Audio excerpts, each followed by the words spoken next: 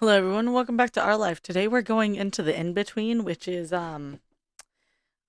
just like it tells you what happened between the stage you just played and the stage you're about to play.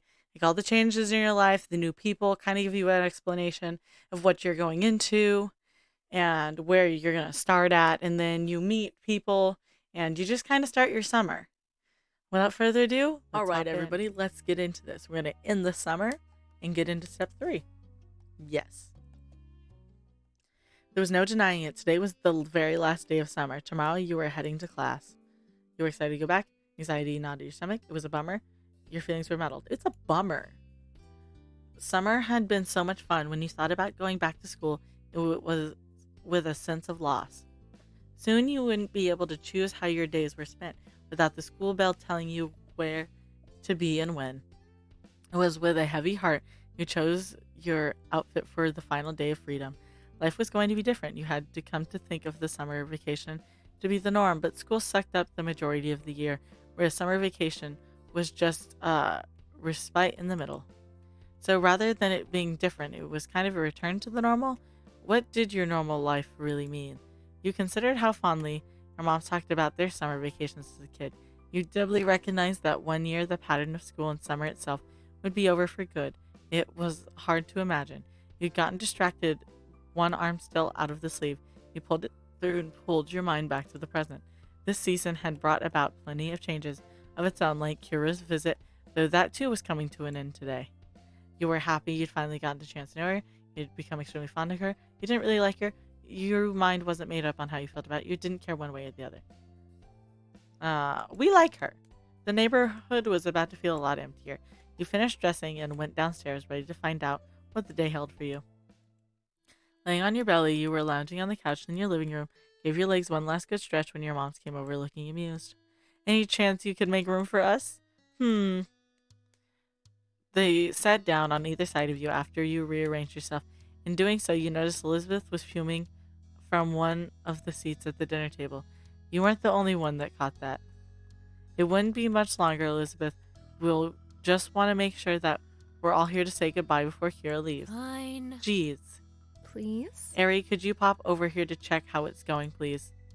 Ah, with a plan, with a plain nod, you left the house, made it across the street. Immediately, you noticed the front door of the Holden house was open, and you approached, curiously peeking inside. Cove noticed you right away. He greeted you with a wave. You stepped fully into the doorway. Hey, did I miss your mom? No, she's still here. Cool. Ma sent me to check if she was still here so everyone can say bye. Cove smiled lightly at that and nodded. Mom really already called a taxi. We're taking her bags out. Hmm? Cove, who are you talking to? Just then, Mr. Holden came to see the visitor. His expression brightened when Cove took a step to the side so that he could see you there. Always good to see you, Ari. But why are you standing out there? Come on in. He gestured for you to come inside, and you did so, sliding in past Cove. Kira popped out from another room after hearing the noise, and a big smile grew on her face. Hi. Hi, Ari. So glad I get to see you today. Hello. Nodding, Kira turned her attention back to her boys. She patted Cliff on the arm with a warm smile, and then she enveloped Cove in a crushing hug. Initially, Cove squirmed to break free from her grip, but his mom was unfazed and kept him locked in place. Her heartbeats later, he gave in and hugged her back I'm so tightly. glad. And I'm so happy this trip was a success. Cliff looked like he was bursting with pride. And then Cove stiffened, and Kira loosened her hold on him enough to study his face concerned. He spoke her next words in a whisper that had been meant just for her What son. do you think? Do you want to unshelve it? Raising an eyebrow, Cliff watched them carefully. His smile began to falter. What's wrong? What's wrong? Cove sighed, and his gaze flickered over to you for a moment. And then, just as quickly, it was back on his parent. It's okay. That's all right. Really? Are you sure? I don't want to do it now. I can tell Dad later. Nervously, you watched the exchange with growing suspicion that Cove didn't want to have that conversation while you were there. You wondered if you should offer to leave when Kira gave Cove a pat on the head. All right. You can always call me if you want to be part of the conversation, okay? I'll call. Thanks, Mom. Cliff still looked baffled about what Kira and Cove were referring to, but you watched as his shoulders slowly relaxed. You figured that he decided to wait for Cove to be ready to talk to him. and with Cliff's silence, things seemed to be settled for now. After Kira wasn't long, After that, it wasn't long before the taxi arrived, rolling up in front of the house. In clear view of the open door, Kira stood up smiling Well, sadly. Well, that's my ride. Yeah. The matching reply got a chuckle out of Kira as you filled out of the house, father and son went with Kira's bag in hand. Once outside, you spotted your family waiting by the streets, and you were surprised Derek was also with them. He sat uncomfortably and waved as soon as you noticed him. what's up? Hey, Ari. Hi, Cove. When did you get here? My dad dropped me off just a little bit ago. I thought I could visit one more time before school started. Sorry. You picked a busy time. Sorry. Derek couldn't even look at Cove. He nervously kept rolling a pebble with the bottom of his shoe. Sorry. I wasn't even thinking that your mom would be leaving today. I'm sorry, dude. What? You're not interrupting anything. You're always welcome here. It would have been sad if I didn't get to say goodbye to Vi before leaving. I think so too. It was apparent Derek would have preferred to have gotten there at a more opportune moment. He never liked seeming impolite, but their reassuring words soothed his worries. The tension he was holding in his body lessened as he looked like he was feeling much more like himself. Bye, Derek. It was fun getting to know you. Bye, ma'am. Is there anything I can do to help? Nah. No, don't worry yourself over that. We're just about to set.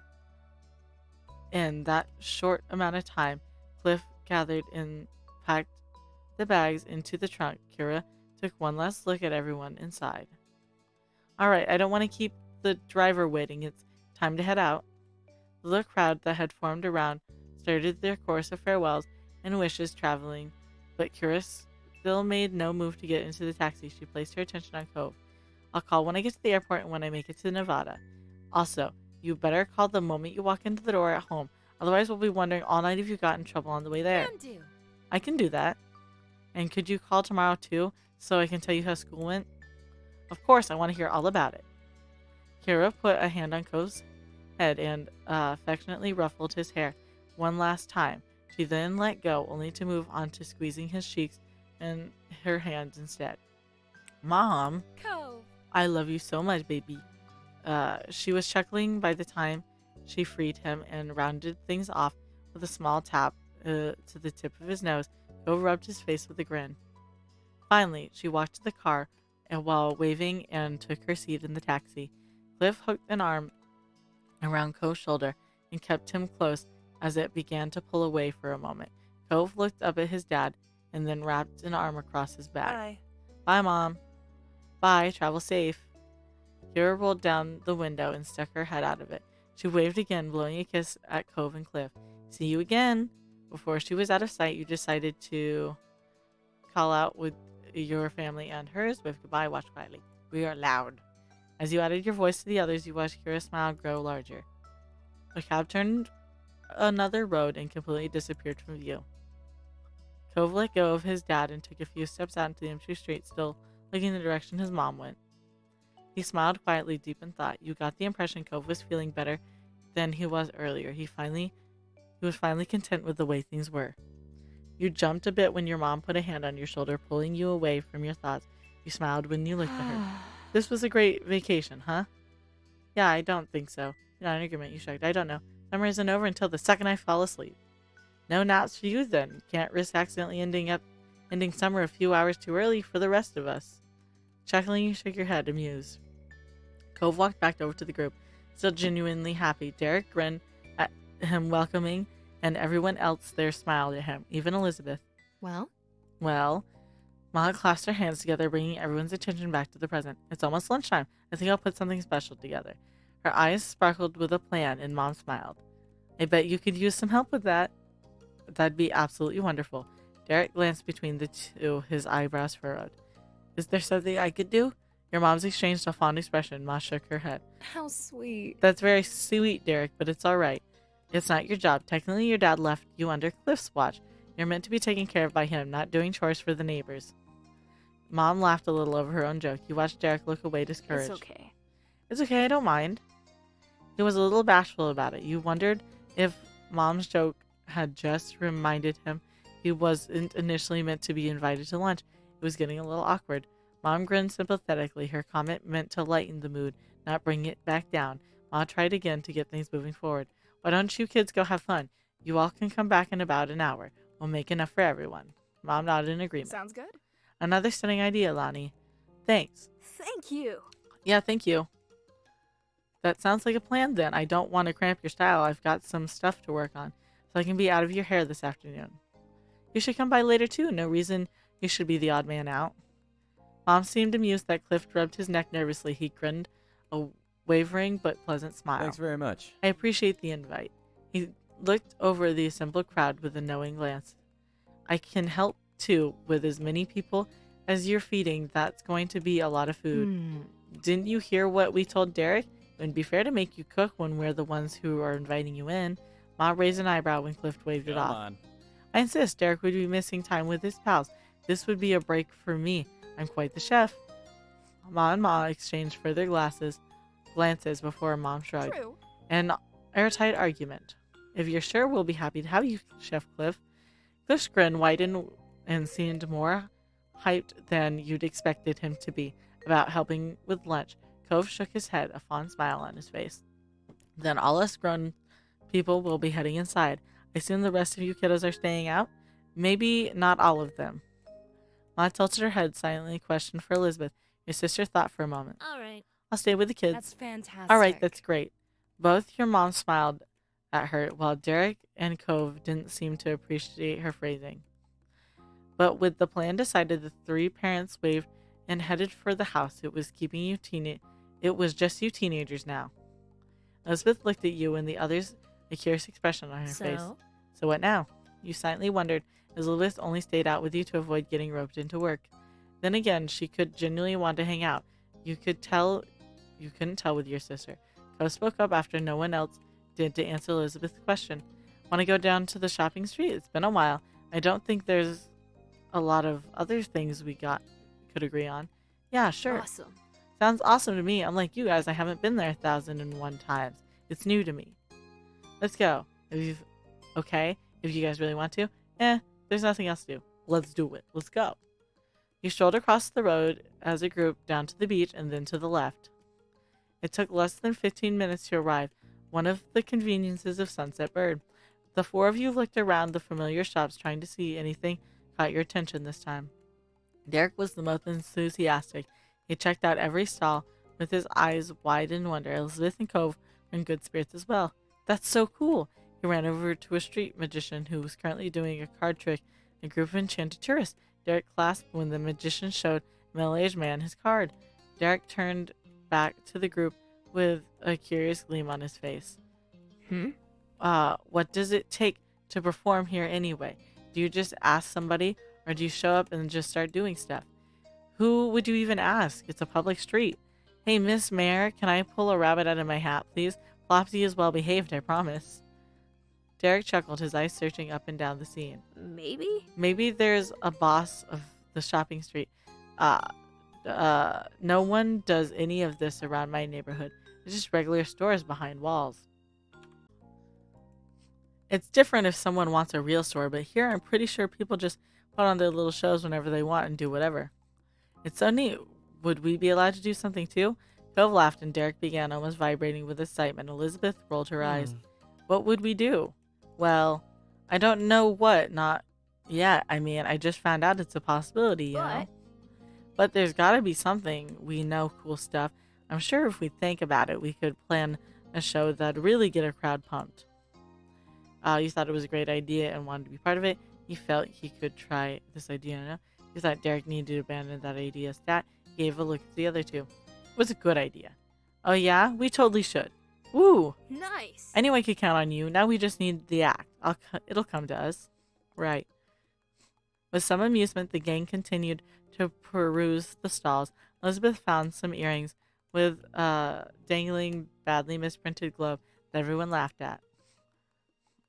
Cove picked out a blob of Iceland, but Derek thought it had to be Greenland. You know, this is a world with what looks like 9 continents. I think you're both wrong.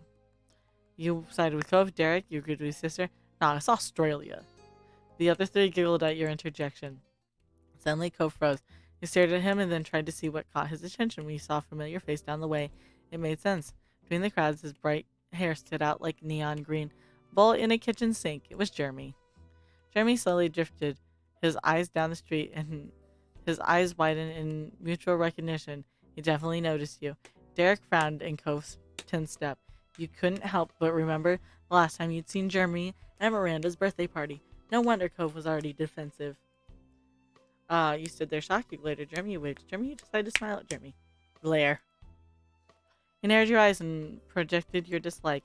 Elizabeth raised an eyebrow. Her gaze swept over Jeremy without a hint of a clue.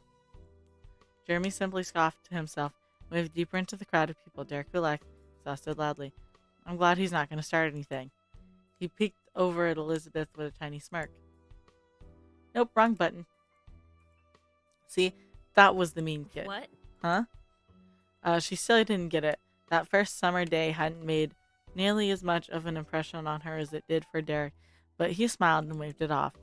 Just forget about him. I already have. He laughed and Cove smiled lightly. He seemed in much better mood now that Jeremy was gone. Your eyes wandered over to where Jeremy disappeared. You hadn't forgotten the day you met him either. It was only going to be in town for a vacation with the parents he hated. The glimpse was probably the last time you would ever see him. You mentioned that realization. Kept it to yourself. You broke from the group and went after Jeremy. I'll keep that thought to myself. Elizabeth snapped her fingers in front of your face. Apparently you had spaced out Cove and Derek already at the next stall. Come on, unless you want to get left here. You nodded and caught up with the others. Cove raised an eyebrow. What were you thinking about? Nothing. You gave a searching look, but let it drop when Derek yelled at you to go check something out. Jeremy was unlike anyone you had met before. You thought he was horrible, you thought he was weird, you thought he was stupid, kind of pitiful. You thought he was kind of okay.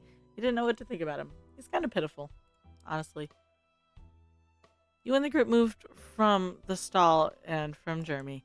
It didn't take long for everybody to return. Joking, you all enjoyed what little time you had left, and Elizabeth mentioned the hour was almost up. The little trip had flown by, and lunch must be waiting for you now. Derek bounced on the balls of his feet. Come on, guys, let's get going so we can eat. I'm starving. We have to. I can't wait. Phew, I've had enough walking around. I'm about, here we go. Can't wait. Gus stretched one of his arms lazily. Oh, let's go then. You nodded at him. You then followed Elizabeth as she took it upon herself to lead the way home. She was walking fast, much faster than Derek preferred. She kept gaining a lead, and then Derek would jog back up to the group. With Cove's long legs, he had no trouble keeping up. You moved to the front with Elizabeth. You walked with Cove. We're going to walk with Derek. You gave Derek some company, which made him brighten up considerably. He brought up his idea of trying to make up a performance again, and you listened to his plans. For the most part, you could tell he was being silly on purpose, but there was a shine in his eyes.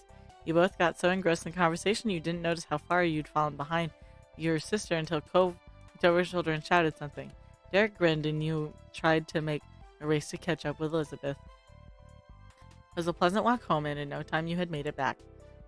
Derek got the front door and held it open for everyone as you each moseyed inside. The three parents were still in the kitchen. They looked up and waved. Welcome back, everyone. You made it just in time. Right. I hope you're hungry. So did everybody have a nice time out?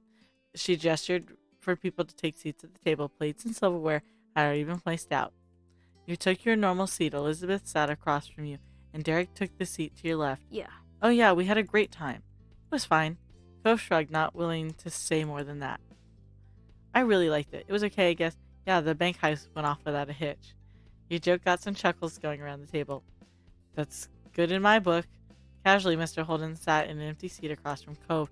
He smiled at you and all the other kids. Mom set down a platter full of water glasses on the table. She looked down at the gathering. It's a good thing we have 8 chairs. I can't remember the last time we had a group this big over for a meal. Can you pass the drinks down to the other side? Make sure you all get one. Sure. Those close to the cups obliged and started offering waters around. As everything got set up, Ma chilled Elizabeth to take her elbows off the table. Now. And you shouldn't slouch. She pointed to Mr. Holden, who was leaning forward with both arms on the table. Oops. Mr. Holden seemed unsure about the sudden attention and carefully arranged his posture to something suitable for fancy dinner. He smiled sheepishly at Ma. Elizabeth rolled her eyes, and Ma gave a level look at her. You shouldn't be impolite to a guest in the house either. Elizabeth groaned long in long suffering. Ma giggled, and Mr. Holden chuckled. Not bad. The lot of you could learn a thing or two from Derek. He has the best manners here.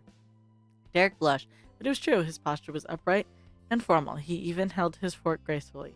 I sit here most of the time, but I'm hunched. If I actually sat up, I'm 5'2" and I gotta keep every inch. His table manners on the top of all of his attempts to aid your parents made him the model of a meal attendee's behavior. Aw. It's nothing. It's true, though. You have been a lovely guest. I've noticed that, too. It's always nice when you stay over, Derek. Derek smiled and sat a little taller in his chair. And do you have anything good to say about our other guest? She looked deliberately at Cove with a teasing smirk. Or is there just nothing to say? Well, Cove is my number one. He does still clean his hands by wiping them on his pants. Cove frowned at that and absent-mindedly brushed his hands on his pant legs. Your mom laughed lightly. There. Elizabeth, you should know after all these years, Cove is hardly a guest anymore. Cove smiled awkwardly. Thanks. Manners. Who cares? I don't think it's such a big deal. You teased Cove for his bad habit. You complimented Derek. You joked Derek was basically an adult. He kept quiet and took a bite of food. But let's compliment Derek. It's cool how you know all those manners things. Oh, thank you. He seemed more embarrassed by getting a compliment from a kid his age. Everyone ate their meal together and continued to hang out for the afternoon. After the food, you and the others played a couple of games and talked about the plans for the upcoming year. As time passed quickly, and soon it was time to part ways. Mr. Holden talked to your moms, and Cove drifted over to you, knowing that as soon as his dad had finished up, he would be leaving. I guess we're going. Okay. Yeah, bye. Could you move? I need the phone. Cove raised an eyebrow at Elizabeth, impatiently gesturing behind him. Cove realized he was standing right in front of where the receiver was placed. He sidestepped out of the way and shook his head, clearly thinking Elizabeth was rushing too much. Your sister made a beeline for the phone and started dialing the number of what you figured was one of her friends. Knowing Elizabeth, she was going to be there for a while. You, Cove, and Derek shuffled close to the door. It seemed like Mr. Holden was wrapping up the conversation, so everybody started saying their various farewells. Talk to you later. See you later, Cove. We gotta do this again sometime. Yeah, see you. Cove turned to you and smiled slightly. Bye, Aerie. You waved goodbye to him. He waved back with a curt gesture. Dude. Seriously, dude, we'll have to hang out later. I'm going to miss you during school. He punched Cove's arm softly. Cove still rubbed the soft spot afterwards. Cove and his dad. Soon after that, your parents started cleaning up in the house, and Elizabeth was still chatting with her friend on the phone. It was just you and Derek left. You elected to stay outside in front of the house and wait for his dad to pick him up. You decided to keep your guest company, although he was originally Cove's visitor. A light summer breeze blew through your hair, and Derek shifted his weight from foot to foot. Thanks for waiting with me. He kicked the ground distractedly. Well. Dad's still going to be a while, so you want to go for a walk? I hope Yes. you enjoyed today's video, and if you did, remember to hit like and subscribe and come back, because the in-between is usually pretty long. I know it's going to be a couple videos, and so I hope you'll come back to continue. Anyway, I hope you have a good day, and I'll see y'all next time. Bye-bye. Enormous